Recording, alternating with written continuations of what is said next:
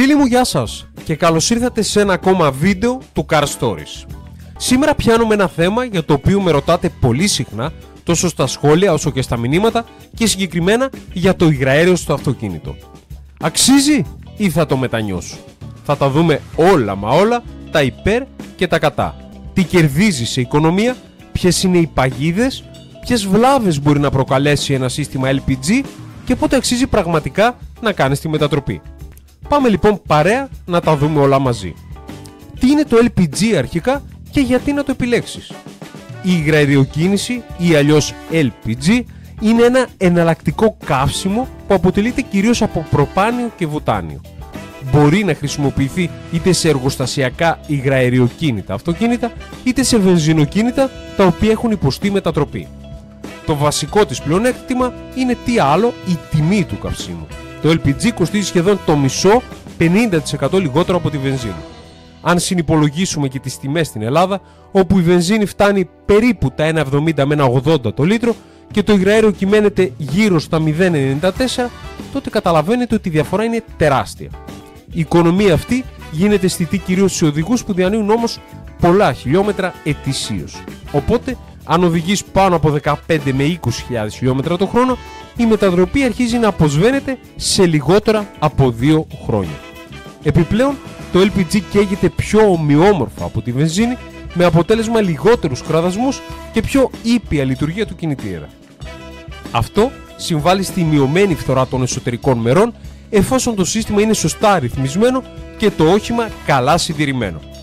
Αξίζει επίσης να σημειωθεί ότι σε πολλές ευρωπαϊκές χώρες, όπως η Ιταλία, η Πολωνία και η Ολλανδία, το LPG χρησιμοποιείται ευρέως και τα εργοστασιακά ή πιστοποιημένα aftermarket συστήματα έχουν περάσει δοκιμές ασφαλείας και διάφορα crash tests που δείχνουν πως οι δεξαμενές LPG είναι πιο ανθεκτικές από τις δεξαμενές βενζίνης σε περίπτωση σύγκρουσης. Κάποια ακόμα πλεονεκτήματα είναι οι χαμηλότερες εκπομπές ρήπων. Το LPG, για όσους δεν γνωρίζουν, παράγει λιγότερο διοξείδιο σε σχέση με τη βενζίνη και το πετρέλαιο. Επίσης, βοηθούν στη μακροζωία του κινητήρα. Αν το σύστημα είναι σωστά ρυθμισμένο, το τονίζω, η καύση είναι πιο καθαρή με λιγότερα κατάλοιπα. Όμως, η υγραεριοκίνηση έχει και τα σκοτεινά της, εντός εισαγωγικών η λέξη, σημεία. Και είναι σημαντικό να τα γνωρίζεις πριν προχωρήσεις στην εγκατάσταση. Πρώτον, ρετάρισμα αλλά και αριθμίες. Αν το σύστημα δεν είναι σωστά ρυθμισμένο, μπορεί να εμφανιστεί ρετάρισμα είτε στο ρελαντί είτε κατά την επιτάχυνση. Αυτό συμβαίνει γιατί η αναλογία αερακαυσίμου δεν είναι σωστή, κάτι που απαιτεί εμπειρία και ειδικό εξοπλισμό για να ρυθμιστεί σωστά. Προβλήματα με αισθητήρες αλλά και τον εγκέφαλο. Ο αισθητήρας λάμδα, ο οποίος είναι αρκετά ευαίσθητος, και άλλοι αισθητήρες καυσαερίων μπορεί να μπερδευτούν από την καύση LPG, προκαλώντας λανθασμένες ενδείξεις στην ECU και ενεργοποίηση της ένδειξης βλάβης στο λεγόμενο check engine. Αυτό βέβαια μπορεί να λυθεί με κατάλληλη χαρτογράφηση ή ενημέρωση του εγκεφάλου. Οι υψηλότερες θερμοκρασίες σε φλάτζες, βαλβίδες κτλ. Το υγραέριο καίγεται σε υψηλότερη θερμοκρασία από τη βενζίνη.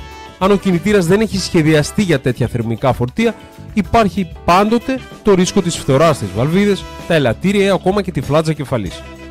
Το LPG είναι επίσης πιο στεγνό καύσιμο και δεν προσφέρει καθόλου λίπανση στις έδρες των βαλβίδων. Αυτό μπορεί να οδηγήσει σε φθορά ή έλλειψη συμπίεσης σε βάθος χρόνου, ειδικότερα σε κινητήρες χωρίς ενισχυμένες έδρες.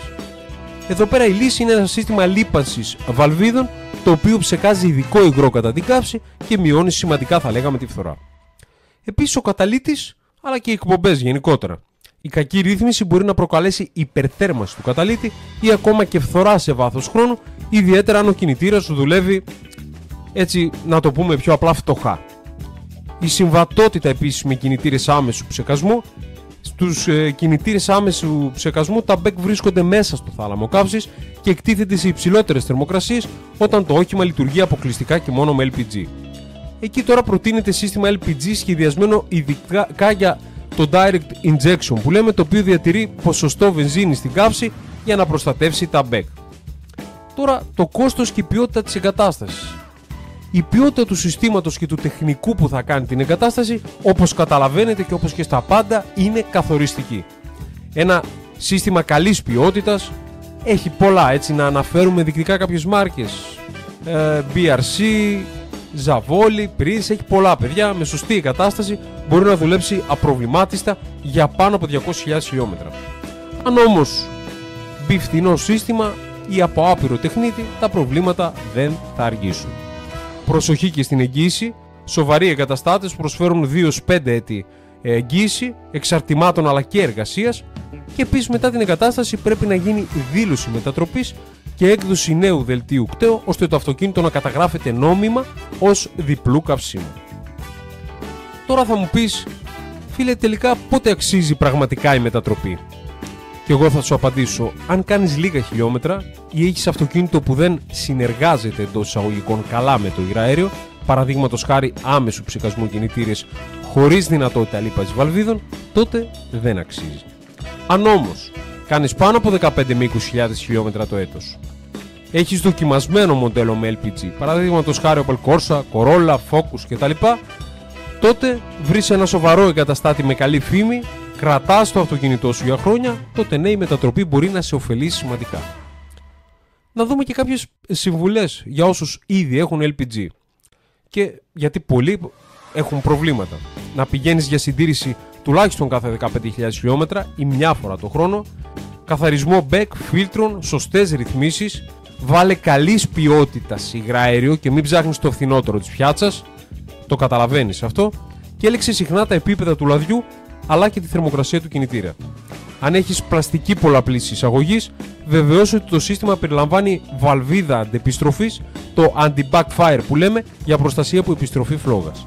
Σε χαμηλές θερμοκρασίες ξεκινάς πάντα με βενζίνη και περιμένεις να περάσεις αυτόματα σε LPG όταν ζεσταθεί ο κινητήρας, όπως προβλέπει κάθε σύγχρονο σύστημα. Λοιπόν, φίλοι μου, αυτά ήταν τα πιο σημαντικά που πρέπει να γνωρίζουμε πριν επιλέξουμε ή αν ήδη έχεις υγραεριοκίνηση στο αυτοκίνητό σου. Είναι μια λύση που μπορεί να σου χαρίσει τεράστια οικονομία, αλλά μόνο αν έχει γίνει σωστά, δηλαδή σωστή εγκατάσταση, σωστό σετάρισμα και φυσικά τακτική συντήρηση. Αν σκέφτεσαι να κάνεις μετατροπή, συμβουλέψου έναν εξειδικευμένο τεχνικό, ρώτα, μάθε και μετά αποφάσεις. Αν έχεις εμπειρίες με υγραέριο, με LPG γενικότερα, καλές ή κακές, γράψτε μας στα σχόλια, τόσο ώστε να εφοληθούν και άλλοι από αυτό το βίντεο. Να μαθαίνουμε λοιπόν όλοι από όλους. Αν σας άρεσε το βίντεο, κάντε εγγραφή αν δεν έχετε ήδη κάνει, γιατί έρχονται πολλά και δυνατά θέματα για όλη την παρέα του Car Stories. Μέχρι το επόμενο λοιπόν βίντεο, να προσέχετε στους δρόμους και καλά χιλιόμετρα.